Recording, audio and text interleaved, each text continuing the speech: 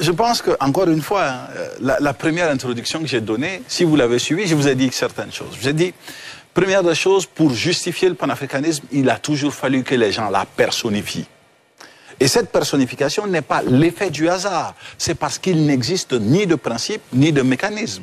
Vous allez, pour me parler de panafricanisme, vous allez certainement me dire, oui, il y a eu Sankara, il y a eu. Mais vous ne pouvez pas me dire quels sont les mécanismes qu'ils ont utilisés. Vous me parlez d'actions que Sankara aurait posées qui auraient des portées économiques. Mais vous ne pouvez pas me proposer un plan économique qu'il avait. Vous ne pouvez pas me dire quel était réellement le mécanisme économique, surtout pour son pays qu'il avait. C'est ça le challenge. Le challenge aujourd'hui, c'est comme vous le dites, nous on parle de pragmatisme. Quand Alassane Dramane Ouattara a le génie nécessaire de dire à son voisin qui n'est même pas politiquement d'accord avec lui, de lui dire, écoute, au niveau de nos zones frontalières, il y a des risques sécuritaires. Voici le soutien que nous apportons pour vous aider à protéger ces frontières que nous partageons. C'est du panafricanisme? Non, c'est du pragmatisme.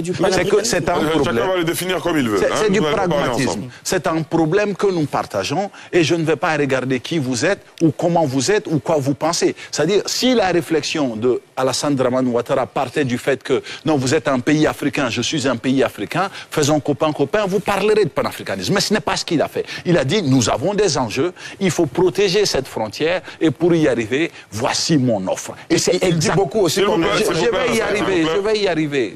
Laissez-les aller au bout. Gardez vos nerfs. Hein. Je vais y arriver. C'est une autre chose qui est réelle dans ce que vous avancez et qui démontre en fait l'absence de concret. C'est ce que je vous dis. Je vous dis, donnez-moi un chef d'État qui s'est dit panafricaniste comme ça, qui à un moment donné n'est pas tombé dans la division de son peuple. Il n'en existe pas. Le même Sankara que vous évoquez, quand il se fait tuer, il n'y a aucune réaction de la part du peuple burkinabé. Oui, peut-être parce qu'on a peur.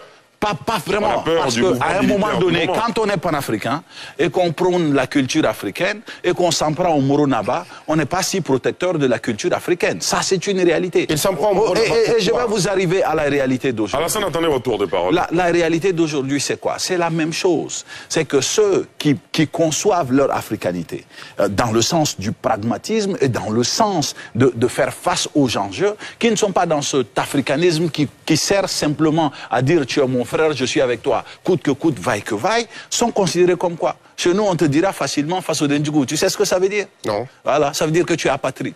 Parce que tu ne te classifies pas dans cette mouvance. Et aujourd'hui, la réalité, elle est palpable. C'est beaucoup plus de division que de cohésion. Et c'est pourquoi je dis dès le départ que le fait d'avoir tenté de transformer un concept fourre-tout, et je vous ramène toujours à la définition du mot pan, qui dit que c'est un ensemble, c'est un tout, on peut tout mettre dedans.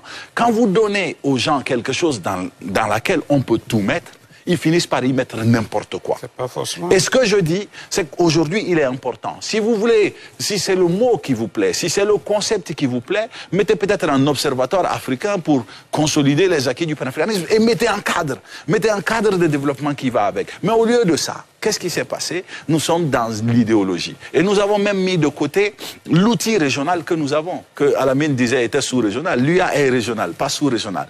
L'UA, quand vous regardez, je vous parle de l'agenda 2063. Vous qui semblez être profondément panafricaniste, vous l'avez lu? Non. C'est exactement ça le souci. Parce que vous manquez de pragmatisme dans les faits. Vous manquez de pragmatisme dans les actions. Quand on dit aujourd'hui la même chose, les panafricains, vous parlez beaucoup d'AES, ils vous diront non, nous ne voulons pas de la CEDEAO parce que la CEDEAO c'est vraiment le truc des chefs d'État, ils sont avec les Blancs, tout ce qui va avec. Nous préférons l'AES. Ils sont inféodés. Ils sont inféodés. Nous préférons l'AES. Mais à aujourd'hui, quand les gens parlent de CEDEAO des peuples, vous savez d'où vient le terme? Non, c'est à la suite d'une conférence des chefs d'État de la CEDEAO en 2007, qui disent qu'ils veulent une CEDEAO des peuples, et c'est ce qui se matérialise en un passeport que toi et moi partageons, bien que nous soyons de nations différentes. Il y a le pragmatisme politique qui existe, qui permet à des dirigeants de réfléchir sur des enjeux et d'apporter des réponses à la fois politiques et économiques face à ce que nous vivons, qui ne consiste surtout pas à nous dire que nous ne sommes qu'une identité, nous ne sommes que des hommes qui par peut-être chance ou malchance, s'appelait africain. Parce que l'Africain lui-même vient de grec. C'est le nom historique africain. Notre continent ne s'appelait pas comme ça. C'est les Grecs qui nous ont donné ce nom. Donc, s'il faut aller sur que l'aspect identitaire, quand mon cher Alassane disait que non, pour lui, quand on parle d'identité, on parle de politique, je dirais Alassane. quand on parle d'identité, on ne parle pas politique, parce que je suis sûr que le mot ivoirité ferait peur à un Ivoirien qui s'appelle Dramot. Il faut éloigner ces choses-là de la gestion de notre État, parce qu'à chaque fois que nous avons mélangé notre identité et nos enjeux, nous nous sommes trompés. Ça a fait de l'instabilité, ça a fait des morts, et beaucoup trop de morts. Et ça continue à en faire. Mohamed Nour ? Ce que je voudrais juste rajouter, c'est que